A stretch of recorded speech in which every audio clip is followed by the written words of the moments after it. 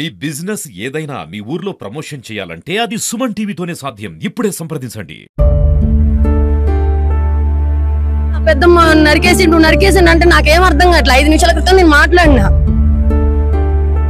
వాడు సైకో అండి. వాడు వచ్చిందంటే నా పిల్లల్ని నరుకుతాడు, మమ్మల్ని నన్నైతే పక్కా చంపుతాడు. మావాడు ఇద్దరు ఒక తండ్రి ఒక తల్లి కదా. నీ మీద ఎందుకు కోపపడి ఆడి మీద ఎందుకు హ్యాపీగా ఉన్నా ఎట్లున్నా అంటే మంచిగా తిడతానే ఉంటాడు, ఎట్లున్నా తిడతానే ఉంటాడు. హాయ్ హలో నమస్తే, welcome to Suman TV. Mahabubabad జిల్లా వ్యాప్తంగా కూడా దసరా సంబరాలు అంగరంగ వైభవంగా జరుగుతున్నాయి. కాకపోతే మహబూబాబాద్ జిల్లాలో నెలకూరు మండలంలో ఉన్నటువంటి ఆళ్ళ గ్రామంలో మొత్తం పండుగ పూట అయిపోయి తెల్లారి మొత్తం ఒక విషాద గ్రామంలో విషాదాలు అలుముకున్నాయి. ఒక ఇంట్లో వాడి భర్త ఒక తావుడికి బానిసై తరచుగా కూడా వారిపై వేధిస్తుండడంతో పలుచార్లు కూడా గొడవపడుతున్న నేపథ్యంలో కూడా ఇద్దరు కొడుకులు కూడా వారిస్తున్నారు. ఎందుకు నాన్న ఊకే అమ్మాని ఎందుకు ఇబ్బంది పెడుతున్నావు అని చెప్పేసి అంటున్నా కూడా తండ్రి ఏవైతే నరేష్ వినకుండా కూడా తల్లిపై కూడా బాగా అరాచకంగా మద్యం తాగి బాగా ఇబ్బంది పెడుతున్న నేపథ్యంలో కూడా ఎవరైతే కొడుకుతున్నారో కూడా వారించిన సందర్భాలు ఉన్నాయి.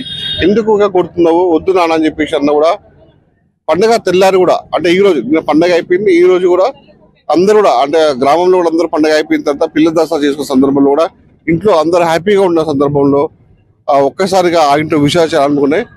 ఒక్కసారిగా ఎవరైతే నరేష్ ఎవరైతే ఉన్నారో మద్యం తాగి వచ్చి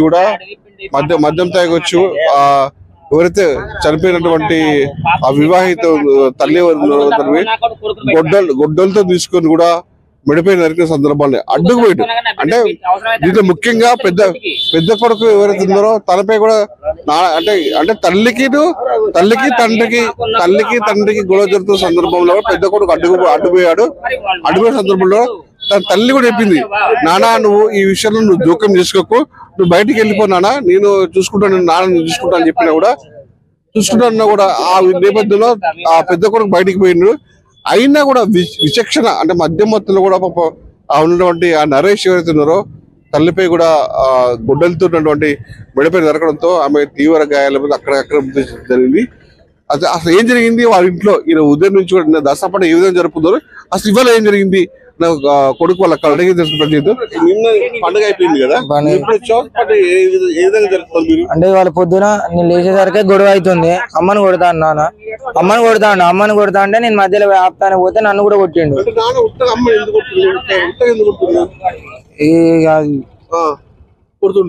కొడతాను అంటే తాగున్నాడు పొద్దున, నిన్న తాగున్నాడు, ఇవాళ పొద్దున కూడా తాగి వచ్చిండు. ఏదో ప్రచారానికి పోదామని తాగొచ్చిండంట వాళ్ళ ఫ్రెండ్స్ తోనే తాగొచ్చిండు. అమ్మని కొడతాను, నేను లేచేసరికి అమ్మని కొడతాను, నేను ఆపుతాను పోతే నన్ను కూడా కొట్టిండు.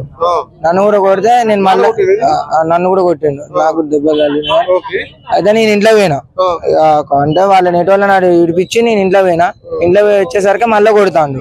మళ్ళీ కొట్టి ఎట్లా పడితే అట్లా ఈసారి కొంచెం బాగా దారుణంగా కొడతా అంటే ఈసారి పక్కకి సైడ్ నెట్టేసిన నాన్న. నెట్టయితే కింద పడ్డాడు. కింద పడితే నాన్నకు ఇట్లా సెల్ఫ్ గుద్దుకుంది తలకాయకి. గుద్దుకుంటే గొడ్డలు పట్టుకొని వస్తాడు, నన్ను సంపుతాది అని గొడ్డలు పట్టుకొని వస్తా అంటే నన్ను నెట్టేసిన. దెబ్బ లేనందుకు సంపుతానని వస్తా అంటే నేను డోర్ వేసిన. బయట నుండి డోర్ బెడం పెట్టి నేను బయటకు వెళ్ళి ఉంటే కిటికీలు ఇట్లా అన్ని వాళ్ళకి కొడతాను. డోర్ ది అని గొడ్డలతో మొత్తం నరుకుతా అంటే డోర్ కూడా నరుకుతా పలక కొడతానంటే చెల్లని పోయి డోర్ తీపో చెల్లె అంటే చెల్లె తీసింది. చెల్లె తీసినాక గొడ్డలు తీసుకొని వస్తా అంటే అమ్మ నన్ను అన్నది కదా పోరా అంటే వాడు గొడ్డలు తీసుకొని వస్తా నేను చంపేస్తాడు పోరా అని అంటే నేను గుడ్డలు తీసుకొని అయితే సంతానికి వస్తాను పోరా అని అమ్మ అంటే నేను పోతాను. నేను పోయినా కొంచెం దూరం పోగానే ఇక ఇంటి దగ్గర ఇక అదేమో మా నాన్న నన్ను ఊరువాడు కానీ అంటే ఒక 2-3 సంవత్సరాల క్రితం నుంచి 2-3 సంవత్సరాల కంటే రోజు కూడా నా ఒక్కని మీద కాదు, అమ్మని కూడా బాగానే తిడతాడు, ప్రతిరోజు తిడతానే ఉంటాడు. అంటే కొంచెం హ్యాపీగా ఉన్నా ఎట్లున్నా అంటే మంచిగా తిడతానే ఉంటాడు, ఎట్లున్నా తిడతానే ఉంటాడు. తాగుతాడు, ఎట్లా పడితే అట్లా మాటలు జారుతాడు, కొట్టుడు మాత్రం బాగా కొడతాడు. ఒకసారి ఇట్నే ఊకే మాటలతో బాగా టార్చర్ చేస్తానని ఒకసారి పాయిజన్ తాగితే హాస్పిటల్ కూడా తీసుకురాని అమ్మ పాయిజన్ తాగితే హాస్పిటల్ కూడా తీసుకురానియకుంటే అప్పటికప్పుడు నేను తలకాయ వాళ్ళకి కొట్టుకొని అమ్మ లేకుండా నేను చచ్చిపోతానని అంటే అప్పుడు ఆటో పిలిపిస్తే ఇదే హాస్పిటల్ తీసుకొచ్చిన. నేను హాస్టల్లో ఉన్నప్పుడు నా ఫస్ట్ అంటే పోయిన సంవత్సరం కూడా ఇట్లా నేను హాస్టల్లో ఉన్నప్పుడు మళ్ళీ ఇట్లా మాట్లాడంటాను. అంతకుముందు ఫస్ట్ ఒకసారి తాగింది, నేను ఉన్నప్పుడు ఇది రెండోసారి. అప్పుడు తాగిందే ఇక అప్పుడు మా అమ్మమ్మ వాళ్ళ ఇంటికి పోయింది. మా అమ్మమ్మ వాళ్ళ ఇంటికి పోతే నేను అప్పుడే హాలిడేస్ వచ్చినా, నేను వచ్చిన పోతే అమ్మ లేదు ఇంటి దగ్గర. ఇక అప్పుడు కూడా ఏం కాదు కదా అని ఏడ్చుకుంటూనే తీసుకొని వచ్చిన అమ్మను. 2-3 సార్లు అట్లనే కొట్టి ఇలా కొడతా అంటే తీసుకొచ్చిన. ఇక ఈసారి ఇట్లా చేసి ఎందుకు మరి ఇంత కక్ష కట్టి అమ్మని చెప్పాలనుకున్నాడు? ఇక ఏమో సార్ అయితే నేను బయటకు వచ్చాను. అన్నం తినేటోడల్లా లేచి బయటకు వచ్చి పెద్దమ్మని కొట్టుతాడు. పెద్దమ్మ అన్నయ్య పోతే అన్నయ్య కూడా కొట్టిండు. అయితే అన్నయ్య ఇంట్లోకి వెళ్ళిండు. అయితే ఆగినట్టు ఆగి మళ్ళీ డొక్కే గుద్దిండు పెద్దమ్మని. డొక్కే గుద్దుకుంటే ఇంట్లోకి వచ్చారు. ఇంట్లోకి వచ్చి గుద్దుతుంటే నేను పోయి ఆపుతుంటే నన్ను కూడా నూకేసిండు. నన్ను కూడా నూకేసి అప్పటికి అన్నయ్య వచ్చి పెద్దడిని నెట్టేసేసరికి పోయి అది సెల్ఫ్ కి తగిలింది. తల తగిలితే నొత్తుంది అనుకుంటే అయితే దెబ్బ బేడం పెట్టేసరికి ఇంకా అన్నని వెళ్ళిపోనేసరికి వెళ్ళిండు. అన్నయ్య వెళ్తాడు. వెళ్ళిపోమని పెద్దమ్మ కూడా పెద్దమ్మ వచ్చి బయట కూర్చుంది. అయితే ఇంకా వచ్చి బేడం తీయమని మొత్తం బలంగా కొడుతుంది. బేడం తీసింది. చిన్న అన్నయ్య లోపటే ఉండడానికి దెబ్బ పోయి బేడం తీసింది. అప్పటికి అన్నయ్య వెళ్ళిపోయింది. చిన్న అన్నయ్య ఇంకా గొడ్డలు ఆడబెడితే గొడ్డలు దాచిపెడితే మళ్ళీ మొత్తం రూములన్నీ ఎత్తికి గొడ్డలు పట్టుకొని వచ్చిండు. అయితే ఆపటానికి చిన్న అన్నయ్య అయితే అన్నయ్య నెట్టేసిండు. అన్నయ్య కింద పడిపోయిండు. అయితే ఇంకా దెబ్బ నేనేమో అక్కడ కూర్చొని పెద్దమ్మ ఓదార్చుతుంటే ఇట్లా గొడ్డలు తీసి వేసిండు. వేయపోతే నన్ను నూకేసింది పెద్దమ్మ. నన్ను నూకేస్తే ఇంకా ఇట్లా తన్ని బాగా ఈ మీద బాగానే వేసి తర్వాత ఇటు తిరిగేసరికి ఇక్కడ నరికితే నేను దెబ్బ మా మమ్మీకి ఫోన్ చేసి వీడియో కాల్ చేసి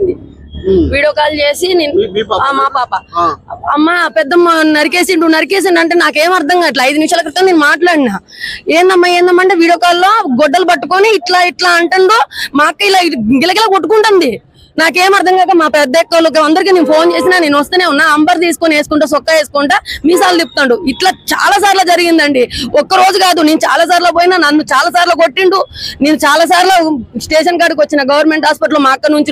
ఇట్లా ఒక్కరోజు కాదు, పిల్లల్ని అయితే ప్రతిసారి కూడా గొడ్డలతోనే నరుకుతానని బయటకుతాడు. వాడు సైకో అండి. వాడు వచ్చిందంటే నా పిల్లల్ని నరుకుతాడు. మమ్మల్ని అయితే ప్రాణాలు హాని ఖచ్చితంగా ఉంది. వాడైతే దయచేసి నన్నైతే పక్క చంపుతాడు. మా వాడు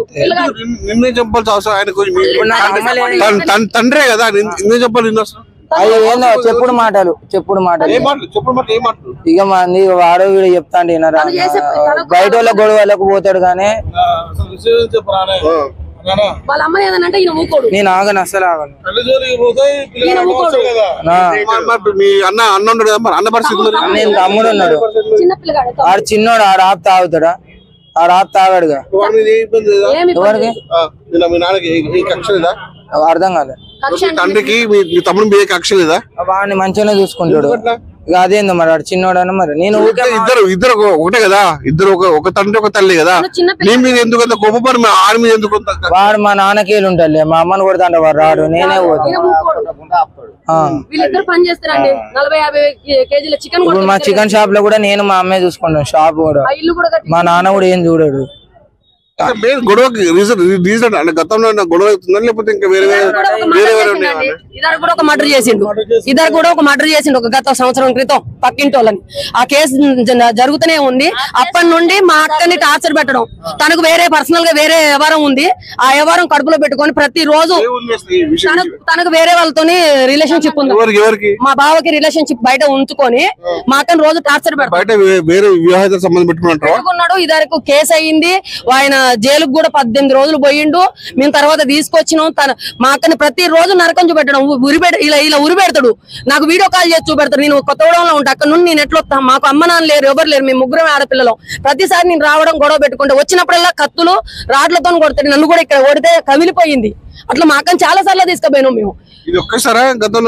చాలా సార్లు జరిగినాయి. ఆమె మాట్లాడిన రికార్డింగ్ లోనే ఆమె మాట్లాడిన ఫోటోలు నాకు పొద్దున కూడా కాల్ చేసి మాట్లాడింది. పొద్దున కూడా కాల్ చేసి చెల్లె నేను బతకలేను, నైట్ 50,000కు నేను సంపాదించిన 50,000 రూపాయలు నేను సంపాదిస్తే ఇంట్లో నన్ను టార్చర్ పెడుతున్నారు. నేను ఎందుకు ఈ సుఖం లేని జీవితం చెల్లా? సావు అంటున్నారు. 10 లక్షలు మా అక్క మీద హౌస్ లోన్ తీసుకున్నాడు. ఆ రోజు నుండి నువ్వు చచ్చిపోతే నాకు అప్పులన్నీ పోతాయి, నేను ప్రశాంతంగా బతుకుతా అని ఒక్క రోజు కాదు ప్రతిరోజు చూసుకోవచ్చు కదా. వీళ్ళు ఏమిటంటే వాళ్ళ బంధువులు కూడా తనకి వేరే వివాహ సంబంధం ఉంది, తన వివాహ సంబంధం గురించి కూడా ప్రతి విషయంలో కూడా మమ్మల్ని బాగా హింసిస్తున్నాడు. పలు మార్లు కూడా గతంలో కూడా కేసు అయింది, కొన్ని రోజులు పాటు జైలు కూడా పోయించారు. ఆయన కూడా ఇప్పుడు ఈ పాటు మాత్రం బాగా తాగొచ్చి మాత్రం అదే మాత్రం దృష్టి పెట్టుకొని ఈ రోజు మాత్రం తన భార్యని ఈ విధంగా గుడ్డలతో నరికి చంపాడు.